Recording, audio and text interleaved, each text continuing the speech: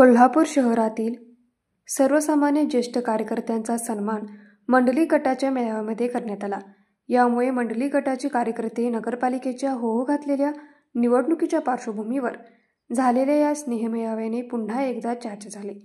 कागल तालुक्यातील मंडली गट म्हटलं की सळसळता उत्साह, निष्ठावंतांची खंबीर फळी आणि येणाऱ्या प्रत्येक संकटांना सामोरे जात नेत्यांच्या विजयासाठी नेहमी लढणारे कार्यकर्ते डोळ्यासमोर येतात. कैलासवासी सदाशिवराव मंडलिक यांच्या अनेक राजकीय लढाया या शिलेदाराने जिंकून देण्यासाठी अहोरात्र कष्ट केले. अशा शहरातील जवळपास 100भर कार्यकर्त्यांचा सन्मान मंडली गटाच्या वतीने करण्यात आला.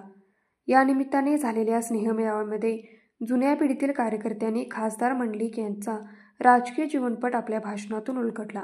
काहींनी आपले अनुभव सांगितले तर काहींनी मंडलिक यांनी सर्वसामान्य कार्यकर्त्यांना कसे जपले, त्यांना पदे देऊन कसा सन्मान केला, रोजगार देऊन अनेकांचे संसार कसे उभे केले हे आपल्या भाषणातून सांगितले.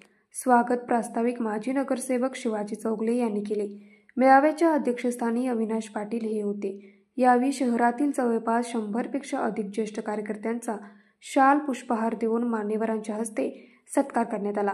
माजी नगराध्यक्ष नामदेव मेंढके म्हणाले, तळागाळातील कार्यकर्त्यांना पदे देऊन त्यांचा सन्मान वाढवण्याचे काम नेते मंडलिक यांनी केले. मंडली गट म्हणजे निष्ठावंत कार्यकर्त्यांची कमतरता नाही. कोट्यावधी रुपयांचा निधी आणून शहराचा कायापालट करण्याचे काम मंडली गटाच्या वतीने करण्यात आले.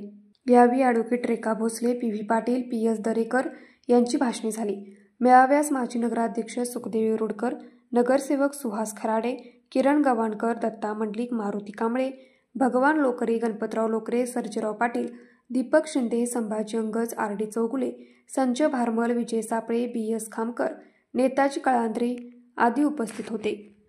आभार सुहास खराडे यांनी मांडले. न्यूज मराठी 24 साठी विनोद शिंगे, कोल्हापूर. बाळ, फ्रीजमधून श्रीखंड काढ ना. आम्ही पूर्वी घरीच बनवायचो श्रीखंड.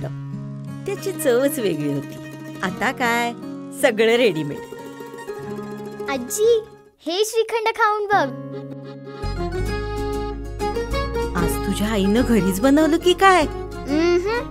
हे आहे गोकुळचं श्रीखंड. अगदी जिभेवर रेंगाळणार. जिभेवरच नाही तर मनावरही रेंगाळणार. गोकुळ श्रीखंड, मनावर रेंगाळणार.